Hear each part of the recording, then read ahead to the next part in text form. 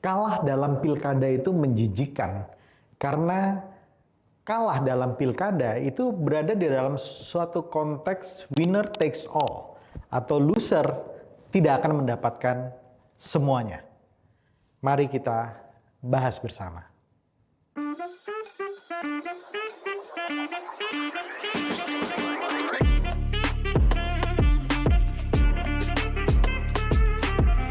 Hai Sobat Politician Academy, bertemu lagi dengan Bunga Chandra, Coach dari Politician Academy.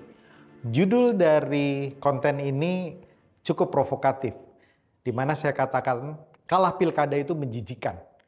Kenapa? Karena tadi sudah saya katakan, di dalam kontestasi politik, yang namanya menang adalah segala-galanya, dan kalah tidak akan mendapatkan bagian apa-apa. Ya, jadi dalam konteks ini, kalau Anda ingin bertarung betul-betul, bertarunglah sebagai petarung dan jangan sampai kalah. Ada 4 hal kalah yang menyakitkan atau kalah yang paling menjijikan di dalam konteks pilkada yang Anda harus hindari. Dan banyak terjadi dialami oleh mereka yang kalah. Yang pertama, Anda kalah walaupun popularitas dan elektabilitas Anda tertinggi. Ya, jadi ini menyakitkan. Kenapa? Mungkin pada waktu Anda maju mendapatkan rekom, popularitas dan elektabilitas Anda tertinggi. Tapi ingat, popularitas dan elektabilitas tertinggi itu adalah modal awal. Selanjutnya Anda harus membuat strategi tertentu supaya popularitas dan elektabilitas ini, bila sudah besar, itu akan berlanjut menuju kepada kemenangan Anda. Tetapi kalau popularitas dan elektabilitas Anda rendah, Anda juga jangan khawatir karena Anda punya strategi khusus yang bisa membuat popularitas dan elektabilitas Anda meningkat hingga Anda terpilih.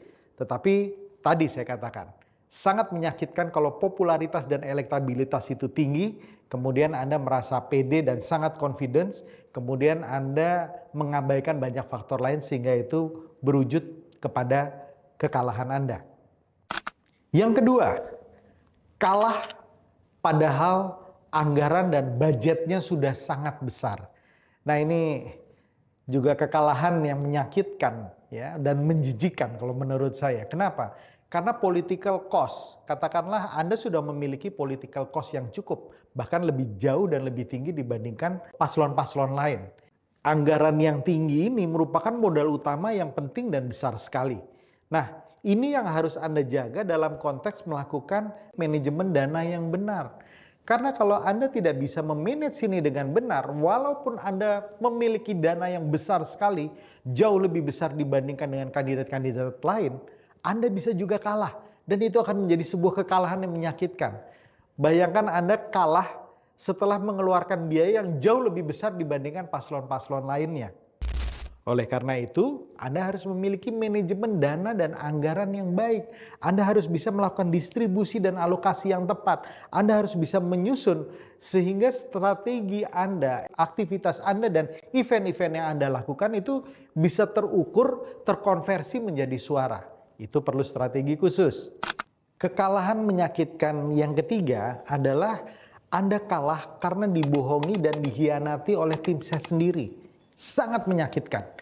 Tim ses yang seharusnya memenangkan kita, berpihak kepada kita, itu menjadi tim ses yang mementingkan diri sendiri, mementingkan cuan sendiri, nggak peduli dengan Anda. Mereka memberikan laporan-laporan yang terbaik kepada Anda.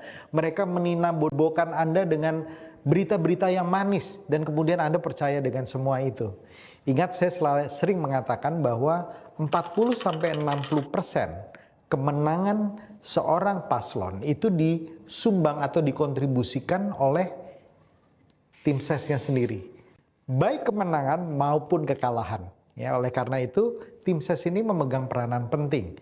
Jangan sampai tim ses selalu sukses sementara Anda belum tentu sukses dan bisa saja gigit jari karena kalah. Ya, hati-hati dengan tim ses. Anda harus bisa membina dengan baik, harus bisa merekrut dengan baik, harus memiliki strategi rewards dan punishment, termasuk monitoring dan evaluasi, agar tim ses Anda betul-betul bekerja sesuai dengan yang Anda inginkan. Yang keempat, kekalahan karena Anda dicurangi. Nah, ini menyedihkan sekali, tetapi sebagai informasi, yang namanya kecurangan terjadi di mana saja, di mana-mana. Dan kecurangan ini harus Anda antisipasi. Anda dalam bertempur dan berkompetisi nggak boleh berpikir lurus-lurus saja. Anda harus bisa mengantisipasi setiap langkah. Yang mungkin juga itu langkah kecurangan. Sehingga Anda kemudian bisa menyiapkan antisipasi strategi dan langkahnya. Misalnya kecurangan dilakukan oleh, ya yang pasti oleh paslon lawan Anda. Kemudian kedua, dilakukan oleh oknum penyelenggara. Oknum KPU, oknum Bawaslu yang mempermainkan perhitungan, mempermainkan aturan dan lain sebagainya.